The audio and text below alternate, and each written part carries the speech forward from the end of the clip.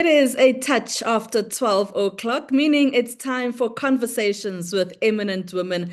My name is Tshegohaco Moagi, and of course, we are coming live from South Africa. So it is South African time at the moment, CAT. That's how we speak of it in South African terms. 2 minutes after 12 o'clock. Welcome to this lovely conversation where once again we've got a woman who is doing amazing things in the field that she is in. And her name is Xoli Moagi. She's the director of NMX Construction and Mining. And look, we are not related. I just want to put it out there at this very moment that Xoli and I met by chance, but we've decided that from now on, we definitely are family. Xoli, good afternoon. Thank you so much for your time. Good afternoon, Tsego, and good afternoon to the listeners. Thank I you mean, for the invitation. Thank you so much for joining us. I spoke of you just as a director of NMX Construction and Mining, but there's such a broader role to you. Before we get to everything else that you do, let's speak about Xoli, the business lady, the wife, the mom, the woman that you are. Yeah, it's a lot. I'll write a book, but because of time, because of time, I'm God's favorite daughter. That's where I start. I believe so much that God has graced me with all the platform that He has given unto me. I'm a daughter to two wonderful parents. I'm a wife to a very smart husband, very strict. I'm a mother to two handsome boys. I love them dearly. I'm a sister to two, what do I call them? Dearly siblings, Dumelo, Dumi and Gabelo. Yeah, we are three at home. I'm also an aunt at church. They call me an aunt. I've got a lot of kids at church, basically. I've been in the ministry of the kids and the youth for the longest time. So if I can count, I won't finish. So those are a few roles that I do personally. But in terms of business, I am the owner, like you said, of the construction and mining company, and as well as the I'm a leader in the community and also in the business chambers. The work that you do, and you've spoken now about your faith, and I'd like for us to just go into that a little bit. How has that kept you going or motivated you to, do the work that you actually do, to go into construction and to take on this male-dominated industry so passionately? Yeah, as I've mentioned, number one, my surname is Moagi. And as Moagi, I'm a builder. I must leave it out. And being around men, I'm the only woman in my house, my husband, my two sons. So other than, the opportunities that are there, I think that has inspired me and challenged me. I'm very ambitious. I was still young by then. And I happened to be selected by Investec Bank when they had a program to take the entrepreneurs to Israel. So I went to Israel. I was selected by them at my youth age. And I learned a lot, in Palestine. The challenge was as well seeing construction work in the desert, seeing how amazing construction can be building. So it really resonated well with my surname.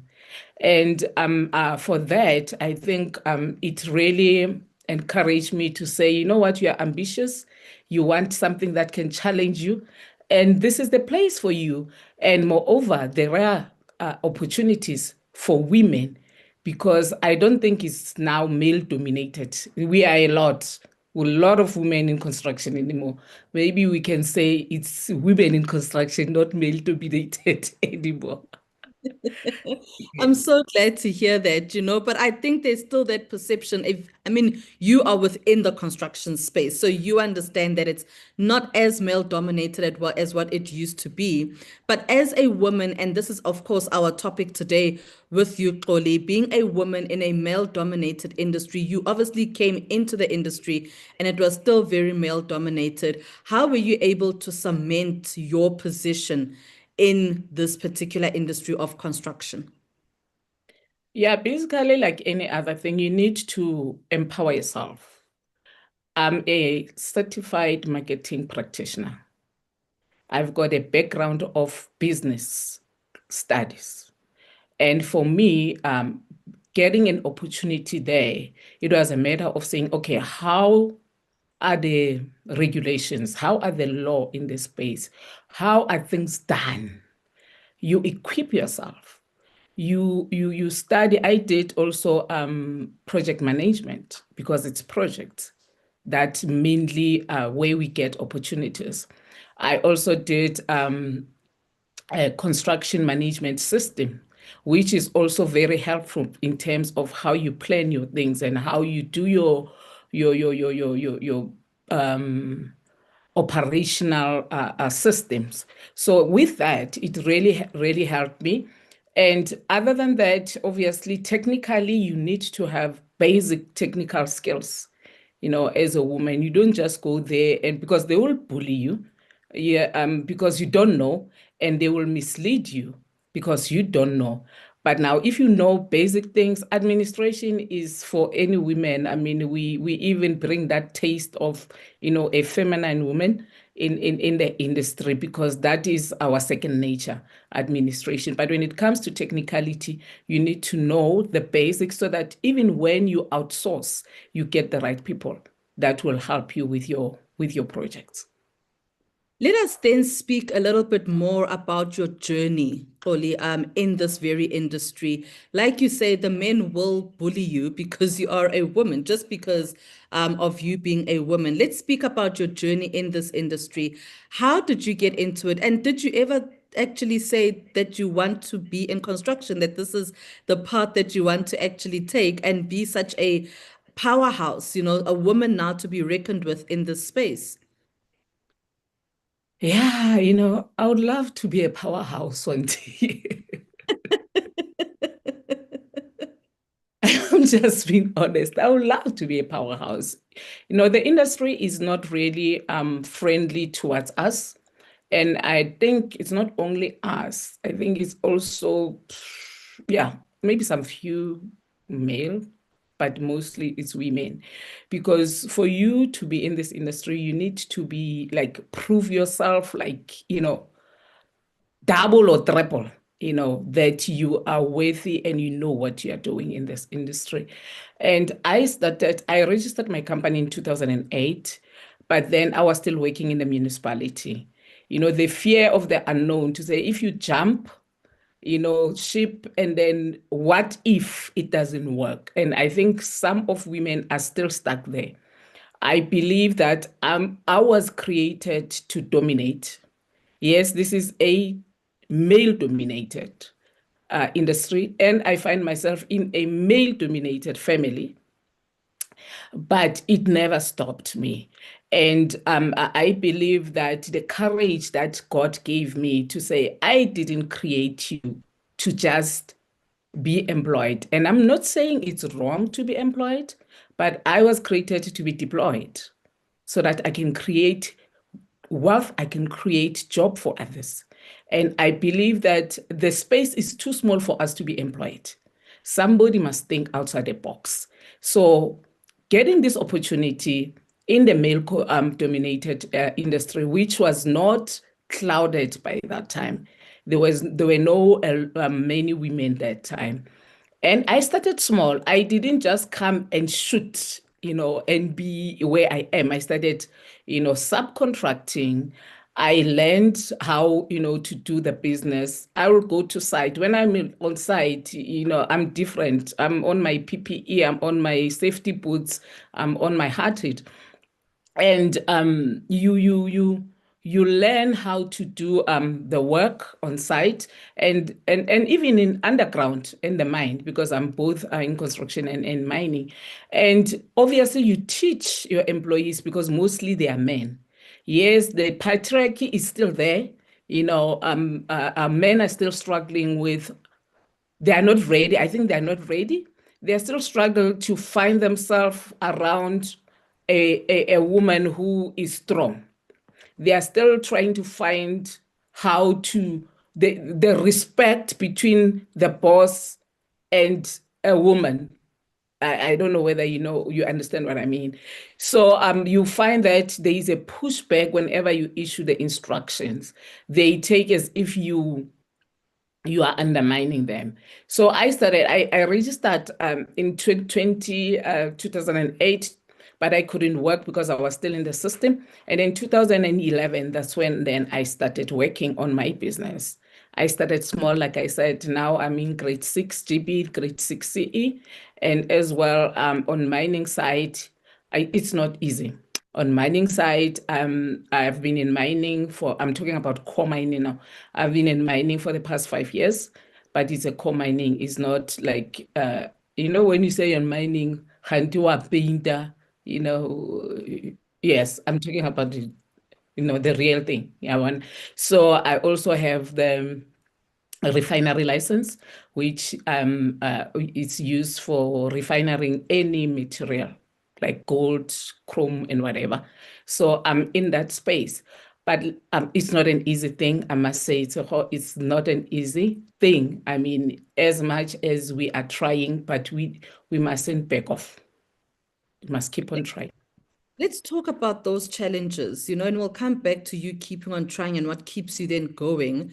Let's talk about those challenges where you speak about, how you are still being, the males struggling to accept that there's a woman that is now leading them and telling them what to do.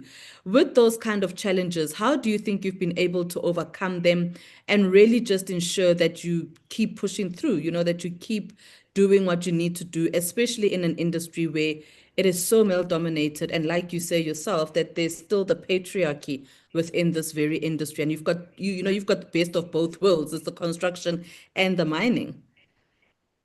Yeah, the industry is a very labor-intensive industry. That's number one. And as much as we appreciate the male figures around us to learn and to work together, they are not ready. That's what I said earlier on.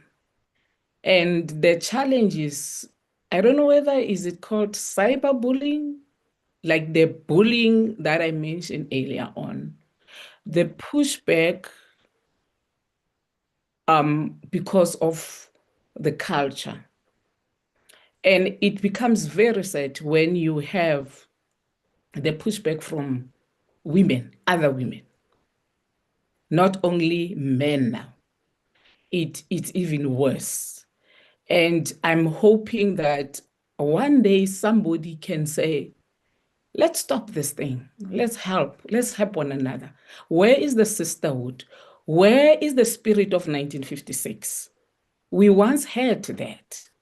And other than that, you'll find that you have challenges, financial challenges, whereby you will have projects.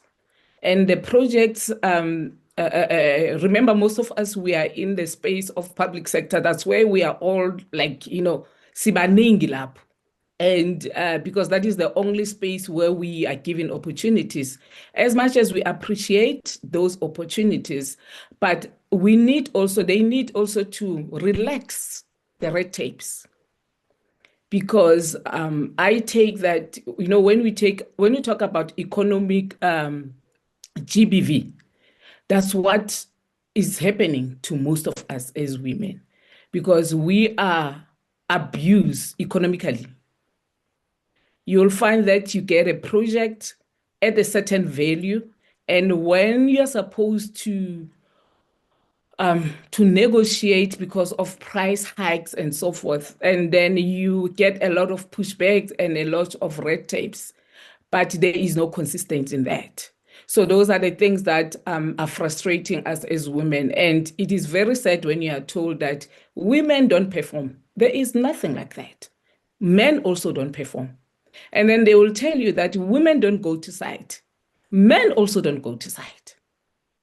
So those are the bullying that we are experiencing in the industry. I think it's because we are women. Maybe they underestimated. Hence, I'm saying I don't think South Africa was ready or is ready to receive us as human beings. Yes, we might not be musculous like them, but we can do the work. And working together, collaborating together with them, we can do amazing things. So yeah, those are some of the bullying that we find, financial exclusion. It's a problem, a serious one. And I'm sure you can experience that not only in construction, across the board. What qualities then do you think in a situation and in a male-dominated industry, what qualities should a leader then have, and how do you think you've got those qualities? Yeah, I think as a leader, because now you're a leader, you've got followers. I think what is important is to understand your followers, because you are a leader. You took the challenge of saying, yes, I will lead. And once you say yes, you must know that it's not about you anymore. That is why they will say every organization, it stands and falls with the leader. What we see in your company or in your organization, it reflects you as a leader. So it is very important when you get to that level, be intentional. You'll find that we have, South Africa is a beautiful country. Beautiful in the sense that they give women opportunities to be on all the levels. In one province, actually, they stopped or they removed some of the male figures, leaders, and replaced with women so that they can balance the gender. That's how South Africa is. It's beautiful. It gives all of us opportunities. But my question is, and I hope one day somebody will answer to this, the women figures or women leaders, who are they? Are they intentional about helping other women? Not only one leader somewhere, one leader somewhere, as a collective, because there is power in unity. There is power, there is force where women come together. I'll refer again to the 1956 women. But if you are doing it all by yourself, it's me, Xoli, I'm passionate, I know my constituency, they lack this, they need this, they don't have this, and I'm all fighting on my own, I'm not going to win. But if we join hands together as women and understand that fighting amongst each other, it's not going to help us, and understand that the pull head down syndrome, it's not going to help us. It's not even going to help the next generation. We need to be conscious that as much as the system was against us, the system in religious, in economy, in every way, the system, education, the system has been against us. And that thing has created self-hate in us as women. When you see Tshegohaco being nice like this, already your second nature says, onana ke ma, onana o tla tswela pele jwang. All those things is because of the rooted hurt that women have, which they need to face it, confront it, and heal over it. Because it happens even at churches. It happens everywhere. You can't appreciate one another. You see each other as competitors, not as like complementers. So those are the things that I'm praying and hoping that one day we'll see the generation that embraces each other as women. So as a leader, you forget you. You'll see it if you have kids or if you still have gonna have kids. You forget that, yo, I must go buy myself this thing and the first thing when you get to the shop, you think of your kids, not you. So that's how it is. Yeah. And you and I, during our conversation, when we've been, building up to this very conversation, there was, of course, the thing of what then happens, after a conversation such as this, Xoli, where we are speaking about and speaking to a woman in a male-dominated industry. But what do you think needs to happen then in the construction space for women to feel a bit more included beyond what you're saying now, that as women, let's support each other, let's leave this thing of the pull her down syndrome. Beyond that, what needs to happen in the construction, and let's maybe even pull in then the mining industries? These are two very male dominated industries, yet we are still seeing that women are not being supported as best as they need to be. But what do you believe as a leader, as an owner of a company that does construction and mining? What do you believe needs to happen in these industries for women to feel a bit more supported? Where do we start? I think more than anything else, they are formation, organized businesses for women organized structures. Like your SAWIC, is women in construction, your SAWIMA, your WIMSA, you name them, right?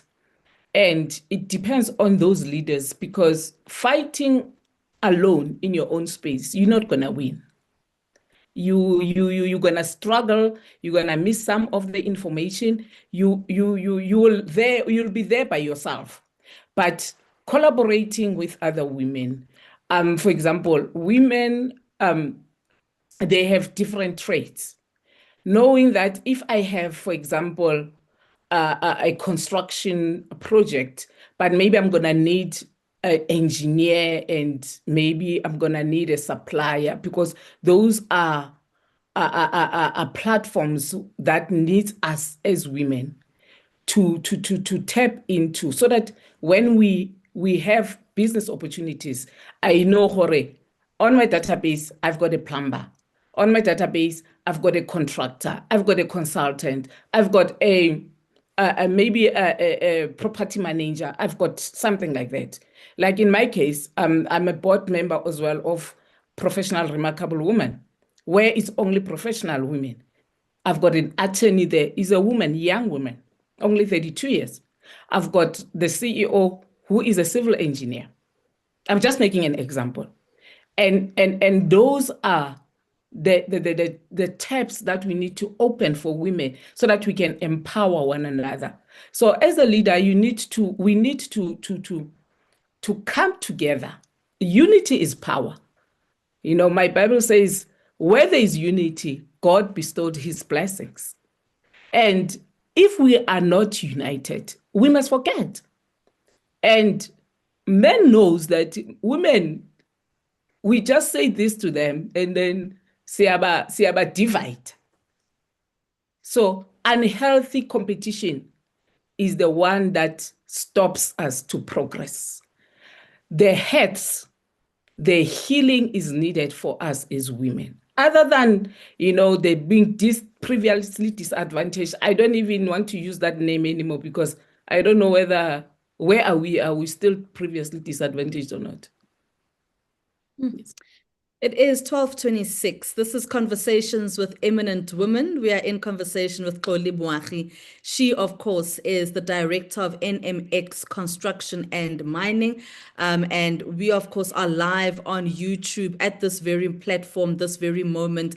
And we are welcoming our audience. Those of you who've just joined us, good afternoon. Where have you been? As Xoli just throws a few punches as well to the men in the industry, and to say to them, please just stop treating us as women. We are also qualified to be in this space, but we are also taking your comments. You can, of course, send us a comment right on YouTube, and let's take a look at some of those comments, Xoli, that have come through from our audience regarding what they are saying. Beulah Moya says this is so powerful, and I have to agree with you, Beulah. Absolutely powerful indeed. Thank you so much for your comment this afternoon. Sen says, hello, ladies. I've enjoyed the conversation today. Xoli, you are spot on about us women towards each other and against ourselves as individuals. And it is very spot on, Saint. Thank you so much for your comment as well. Continue to send through those comments, Saint, adding that unity is power. And indeed, it is power if we stand together. And Xoli, then my next question to you, and you can continue, of course, to send us those questions and the comments that you have for Xoli this afternoon. She, of course, is a woman that is doing phenomenal things in a male-dominated industry, two industries at that, construction and mining. And when we speak about that unity that Sent is talking about, Xoli, and how it's important for women to then stand together in industries such as these, let's talk about how best is it possible to retain women in these very industries. You've got the construction industry, the mining industry, but other male-dominated industries. How is it possible for women to be retained so that they too can give, the best advice and the best guidance, and also just have their own kind of companies where they are also doing remarkable things? Yes, retaining them, I think it is important that we support them. Yes, we've seen your Public Procurement Act being signed by the president last year, which also give us that leverage to, lobby for women in that space, in business or for economic opportunities. But there's still a pushback. So we need support. That's number one. We need support. Number two, like I said, women who are in influential position, they need to acknowledge that there are women that are trying to organize themselves and want to participate in the economy of this country. And they need to support us. And enforcing the laws, especially the one that was signed by the president recently, to subcontract, to allow the big companies to partner with women-owned companies so that they can also grow and transfer skills. Because you cannot just come and they expect you to perform a certain way, knowing that, number one, they don't support you financially. You don't have capital. And they don't support you, technically. It's like you don't have a vision when you say women empowerment. Because you need to package it well. When they started, for example, SAWIC, South African Women in Construction, the then minister in Public Works had they established this entity, which is SAWIC, and also made it a point that it's partnered with IDT for finances. That person has a vision. That person knows what he's doing. But now coming here, you don't have finances. You come as a collective, as an organized structure of women. You are asking for help. Can you please help us to or coordinate some session or whatever with the suppliers so that I can deliver? Because it's about service delivery. Yes, I'm a woman contractor. Yes, I said I want to participate, but I don't have enough capacity. No one has come and be in their level of businesses without starting somewhere. And surely they had some kind of a support. Now, the system, especially towards us, and it is very sad that it comes from the private sector, because that's where most of us, make business. It has so many red tapes, and they keep on bringing more and more and more and more, Tshego. I don't know for what. And I'm saying, if you're saying you want to empower women, be intentional about it. Review certain laws that are not working. Because you bring this empowerment program, you say women go and work. You know that you didn't plan for their finances. Then they don't perform. Then you take the same opportunity you give to the people who are able. You'll never perform. You'll never empower anyone. You need to be intentional about it.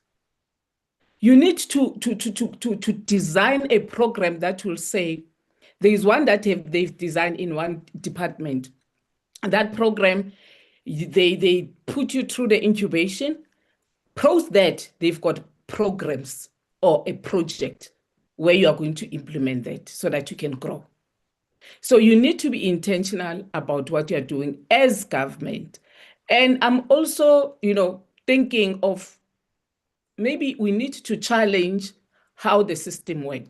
Today, we have a lot of women that have lost their businesses. The reason being, it's not like they didn't know what to do, but the reason being they have been failed by their clients. Mainly is the public sector. They've been failed. You'll find that as women contractors, especially Black women contractors, you don't get favor with the suppliers when you need material, building material. You must have, I don't know how many millions, where are you going to get that? That is why you find most of our businesses, they don't grow, is hand to mouth. You don't get any support, you are on your own. Now, you go to the suppliers. The suppliers, they don't trust us. The skin, they don't trust us. Even if I can bleach, they won't trust me.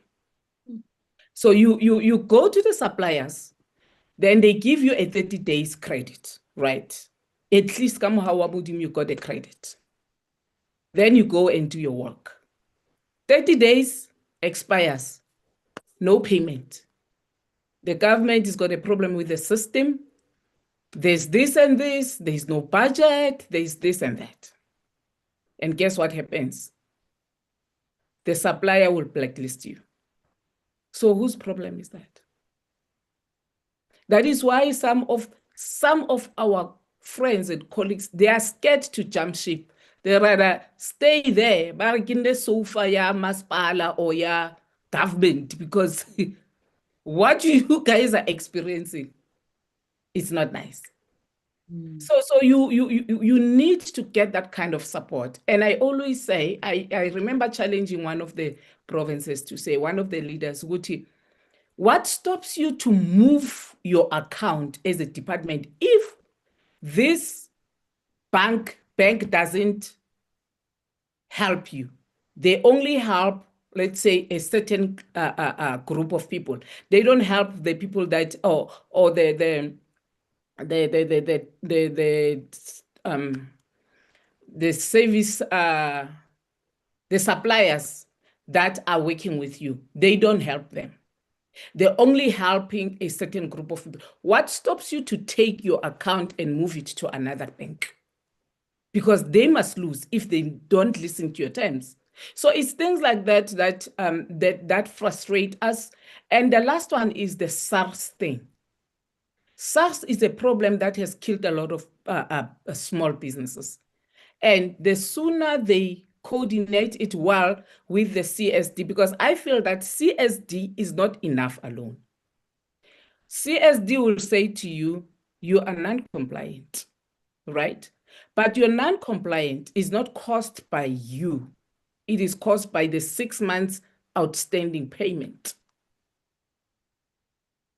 So those are the small things that I think we need to challenge as women, as a collective, because without us being united, we'll be speaking English forever. And also challenge that where is the Private Procurement Act? Why are we only talking about Public Procurement Act? Because Private Procurement Act, it will also help us. How will we partner with those big companies and enforce that so that we can learn and grow? because that's where the money is. I mean, I can't compete with your Myron Roberts or your WHO. I mean, those are huge companies. But today I'm paying the same SARS VAT rate, the same. To them, it's a change. When I have to go and upgrade and update my gradings, the CIBD. When I have to do that, I pay the same with those big established companies. Where is justice in that? In conversation with Xoli Moagi, she's asking some really pertinent questions this afternoon when it comes to women in male-dominated industries. She is the director of NMX Construction and Mining, that particular company. And really, Xoli, you ask a really pertinent question there about the competition that you must now have as a young Black lady with a company and having to then compete with the bigger companies. And it is definitely a pertinent question indeed. And I hope there are the relevant people that are also listening to this and watching this and really being able to also just, write down some of the comments that you are making. But I want us to also go to some of the comments on our YouTube page this afternoon as we are in conversations. This is Conversations with Eminent Women. And I want us to go to Precious. Good afternoon to you, Precious. Says this is a powerful, well-needed engagement. We as women have the potential and capacity to thrive in male-dominated industry. Very correct, Precious. And can you imagine how many women are doing it as it stands, thriving in a male-dominated industry? But that red tape, as Xoli speaks about, really a problem for us. And you can continue to send through those comments on our YouTube channel, Conversations with Eminent Women. Miriam, good afternoon to you. Says, well said, our officials must remember that they feed a woman, they feed the nation. We are capable and also committed to our jobs. We only need empowerment and commitment from officials. And that in itself is also something, Xoli, that you have highlighted indeed. More comments, of course, coming through Conversations with Eminent Women. This afternoon, we are speaking to Xoli Moagi. She is in the mining and construction industry, and really very two male-dominated industries. And she's just been speaking about some of the challenges that women face. Good afternoon, Charlotte. Charlotte says, it's been difficult to start. I attended workshops until I turned blue. That is so disappointing to hear, Xoli, right? That there are women who keep attending the workshops, who keep trying their best to get into these male-dominated industries. But the issue is the starting point for them. And as you speak to that, I then want to also ask you, what are some of the developments, the changes that you might be seeing in the construction and mining sectors that you've had to now implement or take, into your company to also make sure that that your company remains relevant? Yeah, your viewers, they've mentioned there, and thank you so much, ladies, for joining this conversation. I'm really humbled. Yeah, like Charlotte says, you go through training until you turn blue. And I can tell you now, if you have a program to empower women and you don't have a plan, or you don't have, I don't know what is the right way to use, but you are not doing it with a purpose. You are going to train just to tick a box. And like I even ask you, remember, Aguti, I'm not a ticking box person. And because it pains me. I mean, you see, I've got a gray hair. I'm Dala. And I don't want to see you guys suffering and going through what I'm going through. And it's very sad. I sometimes shed tears because you feel like the world is against us so much that we end up being against ourselves. And we find that we we try to come together, but because a re so itlhaloganye, we are still confused. We are bitter because of the system. And we are trying, but there are those women who says, I am not going to surrender to this injustice. I'm going to stand and find other women so that we can come together. We are not fighting anyone, but we are fighting to be included. When we talk about diversifying, getting into other value chain of construction or of the built environment, we have your, home design or decos that we can do, because construction is an initial one. We have pre-construction, your consultants. We have women who are capacitated, who have been trained, who are certified. We have manufacturers. But there is no market for us. And nobody is helping us. And we are going to talk about this. We are going to wait for another August Women's Month, PR exercise. Then we sleep, then come another month. For how long? At some point, somebody must say, oh, guys, we can't keep on going on like this. We need somebody to say, let's do the right thing. I normally say to people, when you die, nobody will talk about you drove in ML or, these big cars. They are going to talk about Tshego change the lives of people. Those are the people who will be standing right in front of your coffin. Nobody will be saying, yay, she had this nice weave that was worth 10,000. No. Talking about changing life of people. That is why it's important. Whatever you do, if it doesn't change another person's life, just close shop. Leave it. So how then, Xoli, do you stay up to date, and we'll come back to that life-changing moments that you also have for your employees and those that work for you. But how do you stay up to date with industry developments and advancements and things changing? What do you do?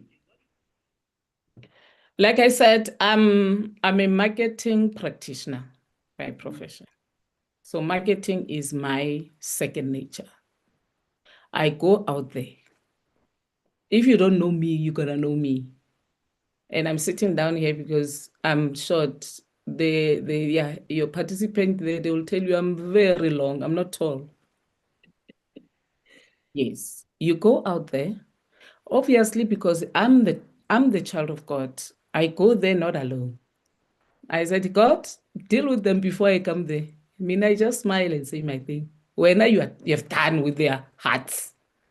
So what I'm trying to say is to make sure that you are visible. You check the internet, these e-tenders, because most people are on tenders right now, right? There are other opportunities for you to upskill yourself. You make sure that you go to the right people. Like I said earlier on, you try to join good, organized women structures that have the vision.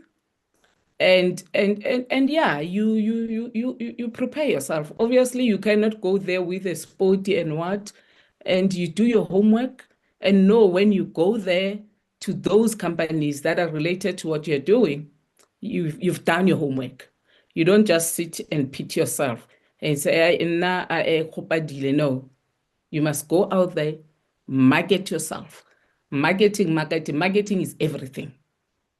So you make sure that you present yourself, even your business must be well thing. You need to put systems, you need to make sure that you brand it well and yeah, and allow yourself to go out and sell yourself. We normally call it USP. What is your unique selling point? So you must make sure that you know What makes you different? We are all women in construction. What will make you pick you and not pick Precious? Yes.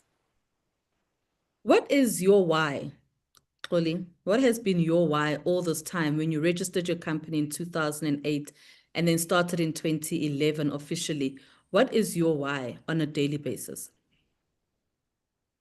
My motive behind, I guess, why I'm doing what I'm doing.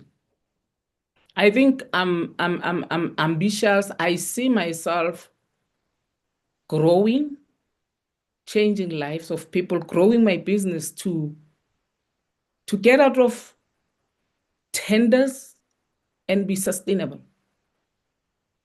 That's what drives me. In the midst of all the challenges, in the midst of all, the potholes that I meet, I will always say, when you are sustainable, you know that it's not only you. In the mine, for example, I'll fight with this the men there. I'll fight with the management because I feel that I've got 10 or 20 families that I'm feeding here, but you don't even think about them. Well, now you're looking at how much can you pull me down so that I don't make any income. So what makes me my why is I must make sure that I work hard and I'm not alone. God is with me so that I can reach to my goal. So, of course, at the beginning of our program, and of course, we are in conversation with Xoli Moagi, right here on Conversations with Eminent Women. She is a woman in the construction and mining sector, very male-dominated industries, and she has spoken quite extensively and at length about the challenges that women still face in industries such as these. But Xoli, I then wonder, how do you balance out the work-life situation, not just for yourself, but also for your employees? And how then do you ensure that, you've got this positive environment in your workspace? And I suppose it will also work with the balancing out of work-life situation to make sure that there's maximum productivity. Yeah, of course, you must have some sort of incentives to motivate them, to work hard and look forward. But it's not easy.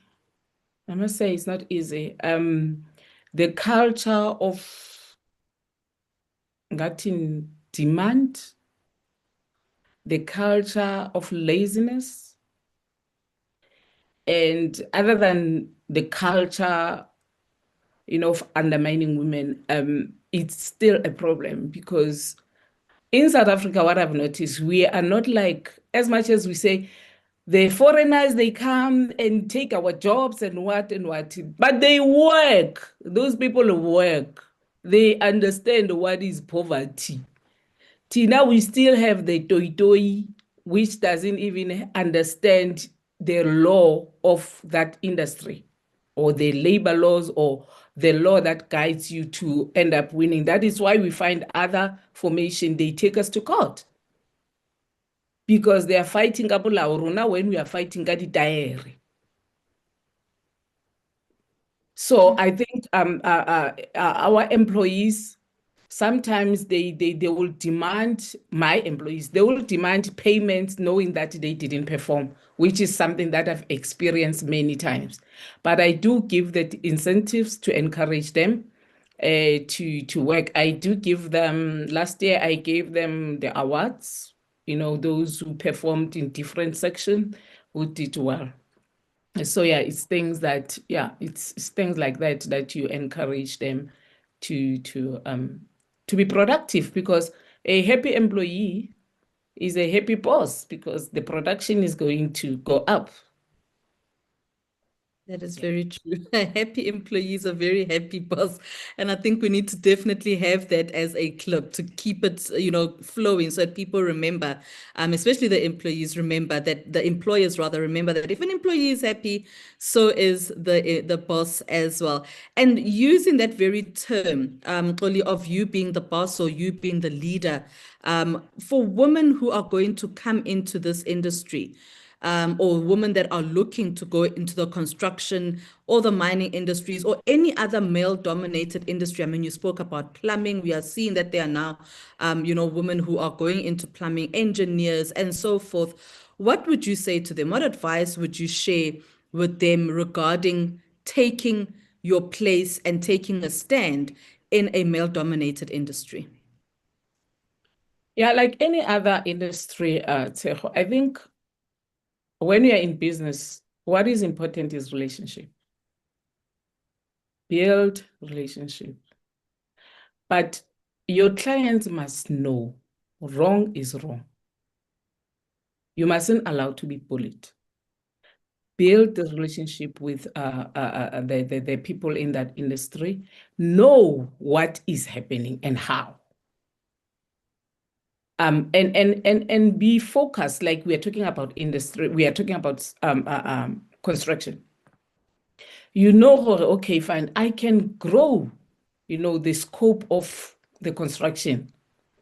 It is not only construction, it can also be after building, the aftercare. You come up with the different ways of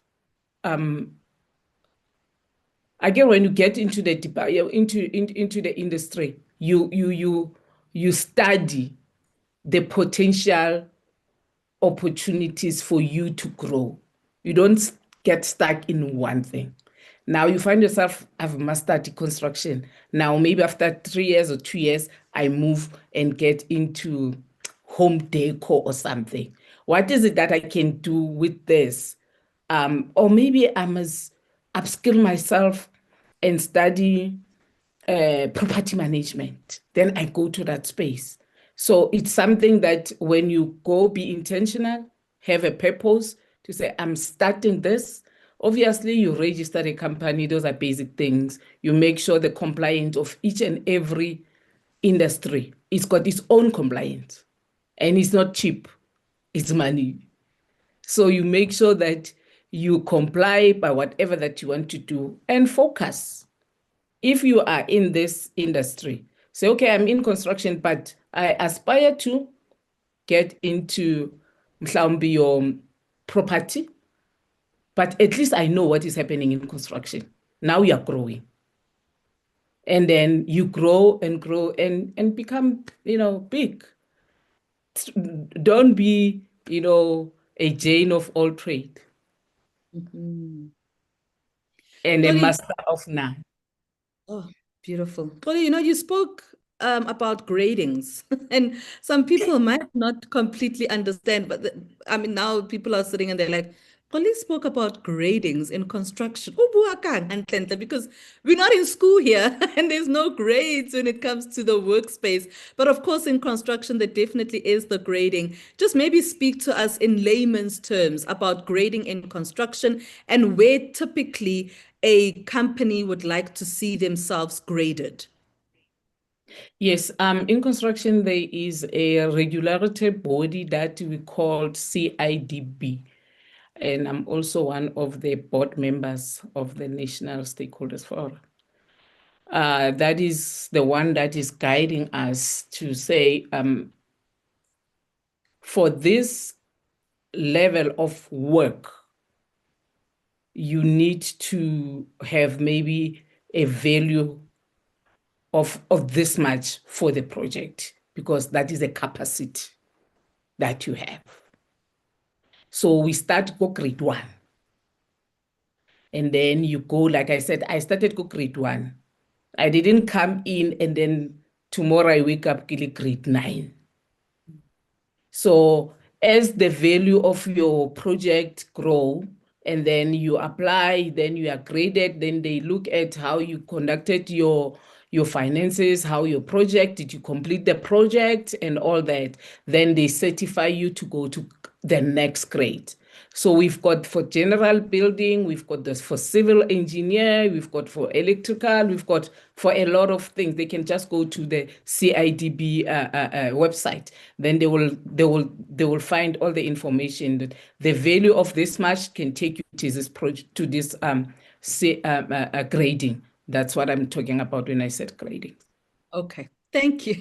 Thank you for clarifying that for the layman. We're going to take some of the comments as well, Xoli, as they keep coming quickly. But before we get to that, on my Instagram page, Sisters Groom Shows, they say, thank you for highlighting such an amazing and powerful woman and for addressing these meaningful topics. And I think it's very important that we do speak about the importance of these topics indeed.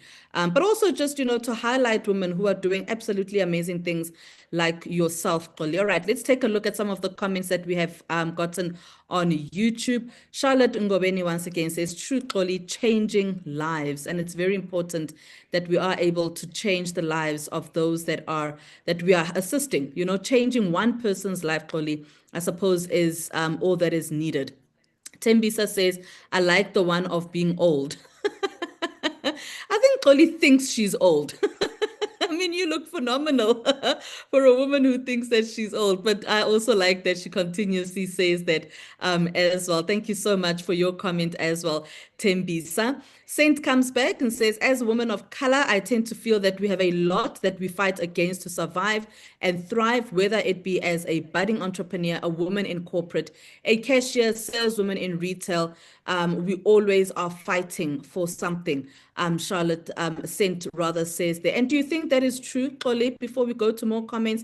Do you think that is true, that because you're a woman of color, you are battling these a bit more? You are battling issues a bit more?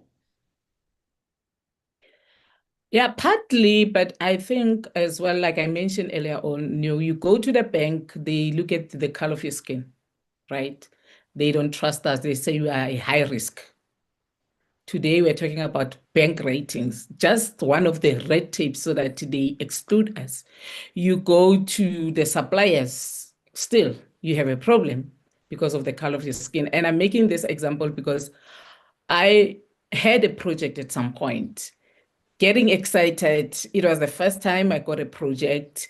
And I went to the suppliers. I say, yeah, I need the building material for this much.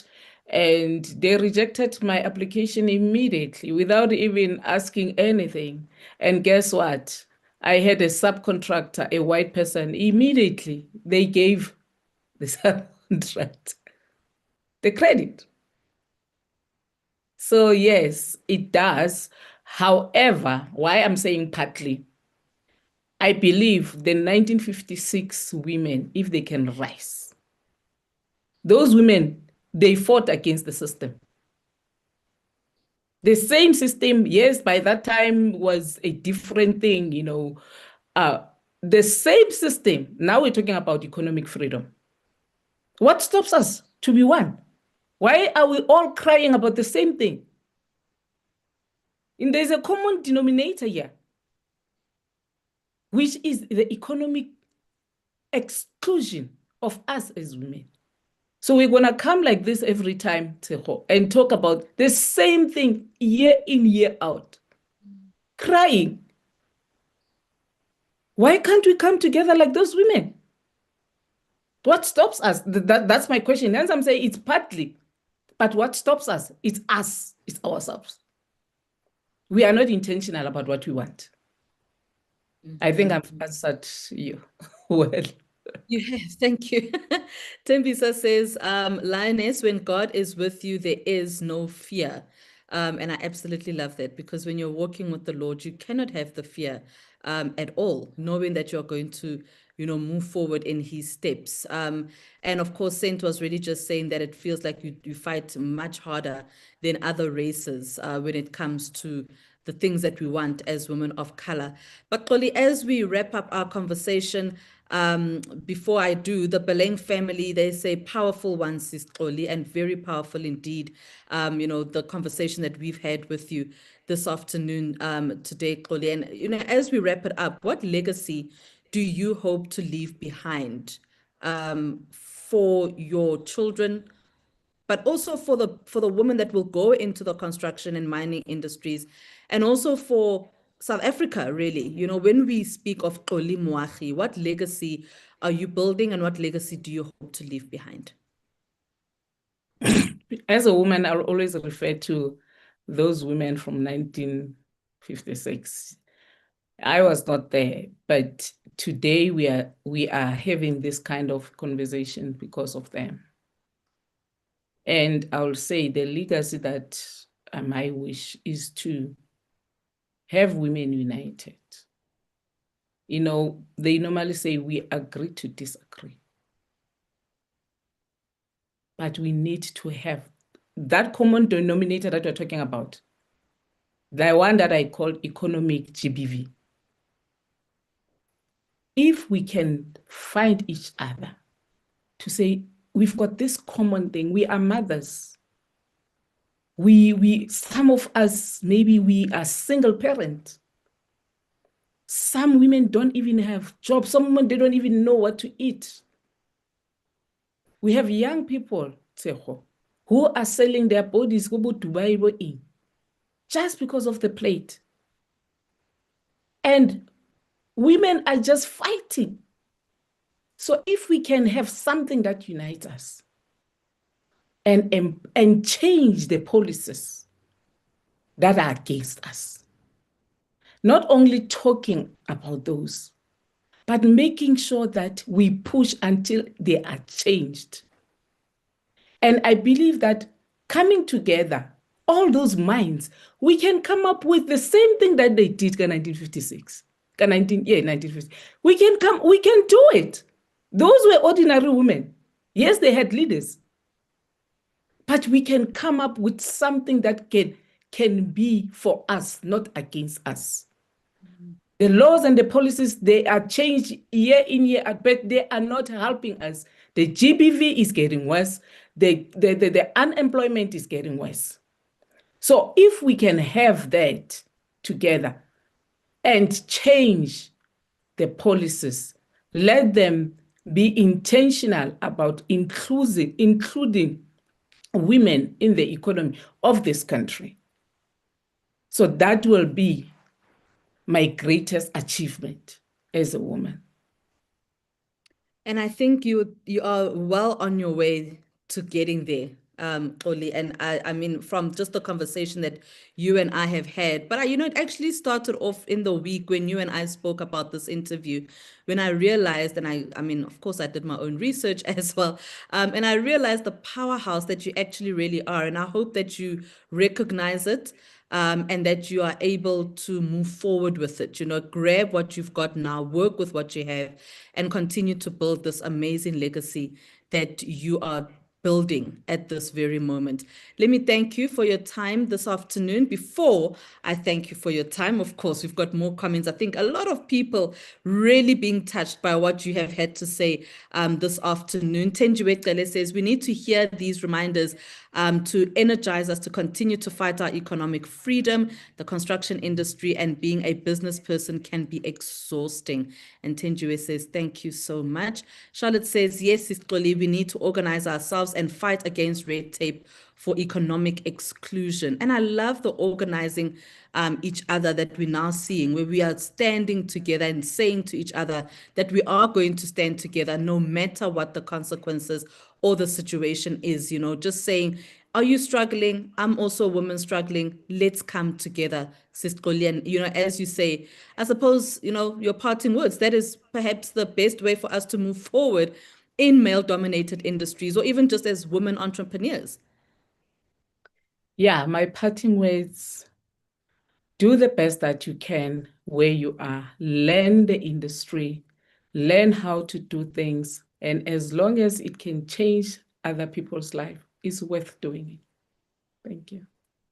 Thank you. Thank you so much, Xoli Moagi. And she is the director and the owner of NMX Construction and Industry. Before I let you go, NMX, what does it stand for? Nomxolisi. Nomxolisi, that's a beautiful name. Thank you so much, Nomxolisi Moagi.